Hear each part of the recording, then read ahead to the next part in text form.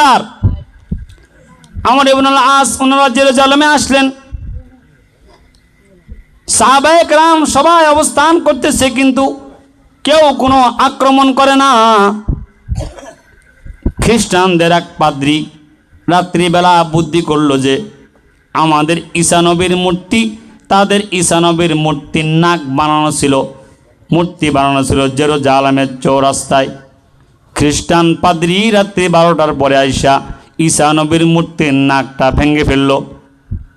সকালবেলা ওইটা ইহুদি খ্রিস্টানরা মিছিল শুরু করলো, হায় হায় মুসলমানরা আমাদের নবীর নাক ভেঙে ফেলছে, আমরাও মুহাম্মদ নামে মূর্তি বানাবো, মূর্তি বানায় মুহাম্মদের নাক আমরাও ভাঙবো। আমর ইবনুল আস ওনার কাছে খবর পৌঁছে গেছেন।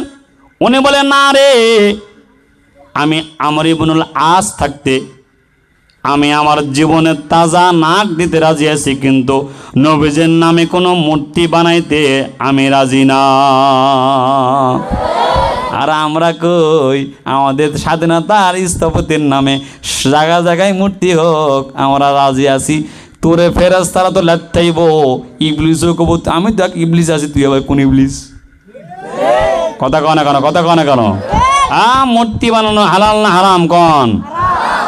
এবার আমর ইবনুল আস বলে, এই খ্রিস্টানদেরকে জানায় দাও আমি আমর ইবনুল আস থাকতে মূর্তি বানানোর জরুরত নাই।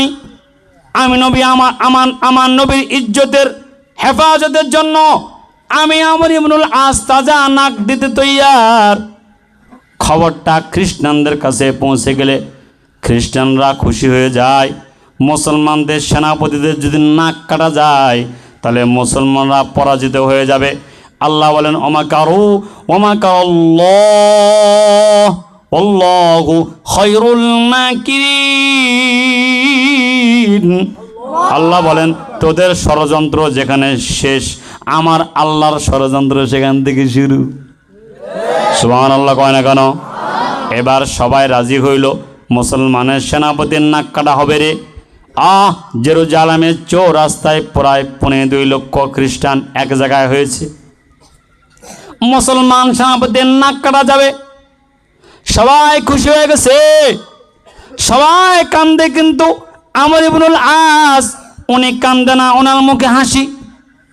সাহাবায়ে কেরাম বলতেছে, ওগো সেনাপতি, আপনি কেন হাসতেছেন? আমর ইবনুল আস বলে, কেন হাসতেছি জানো নি? আমি আমর ইবনুল আস যদি একবার না বারবার জন্ম হতাম, আর বারবার যদি নবীজির জন্য তাজা নাকটা দিতে পারতাম, কত না আমার ভালো হইতো। আমরা মুসলমানরা এরকম, ঠিক কিনা? কথা কয় না কেন? আমরা আমাদের নবীর ইজ্জতের হেফাজতের জন্য একবার নয়, বারবার বারবার আমরা জীবন দিতে আমরা তৈরি আছি, ঠিক কিনা? জোরে কন। আমর ইবনুল আস বলে, যাও এলান দিয়ে দাও। এলান দেওয়া হলো, জেরুজালেমের চৌরাস্তায় সবাই বসে গেছে, মুসলমান সেনাপতির নাক কাটা হবে, সবাই খুশি। নিয়ম হইল যে 10টা ঘন্টি বাজানো হবে।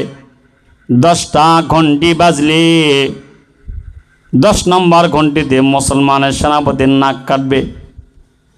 1টা 2টা 3টা 4টা, 1টা 2টা 3টা 4টা 5টা 6টা 7টা 8টা 9 ঘন্টি যখন বাজলো, 10 ঘন্টি বাজার আগেই ওই লক্ষ লক্ষ মানুষের মাঝখান থেকে একজন দাঁড়ায় গেল।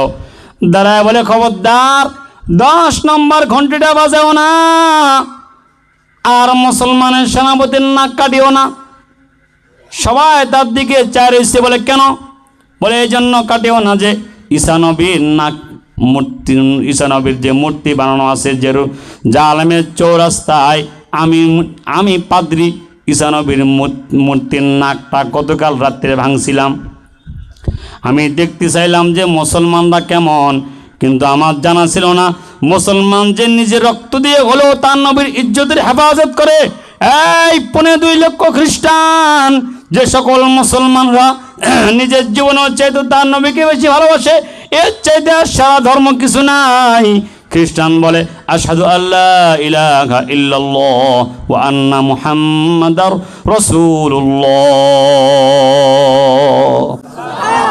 খ্রিস্টানের কালেমা পড়া শেষ। এবার 2.5 লক্ষ খ্রিস্টান বলে আশহাদু আল্লা ইলাহা ইল্লাল্লাহ ওয়া আন্না মুহাম্মাদার রাসূলুল্লাহ। বিনা যুদ্ধে জেরুজালেম মুসলমানদের দখলে এসেছে।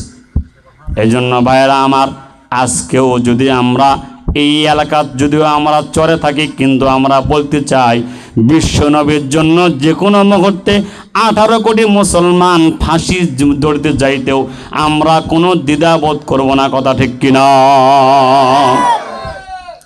ইন্ডিয়া আমাদের বন্ধু না শত্রু? আসতে কয়। বর্ষার সময় পানি দেয়, খরার সময় না দেয়। কথা কয় না কেন? কোন বর্ষার সময় পানি দেয়, খরার সময় তার নাম মুদি কষাই। কথা কয় না কেন? এই জন্য ভাইরা আমার, ইনশাআল্লাহ আমরা রাত্রি হয়ে গেছে, ফজরের নামাজ আবার আমাদের জামাতে পড়তে হবে। কথা ঠিক কিনা? এই জন্য ইনশাআল্লাহ আমি আর লম্বা আলোচনা করব না আজকে, আপনাদের যাতে কষ্ট না হয়, কারণ আমারও আবার কালকে ক্লাস আছে, লম্বা ক্লাস আছে, সারাদিন ক্লাস আছে, মেয়েদের ছেলেদের সবার ক্লাস আছে আলহামদুলিল্লাহ।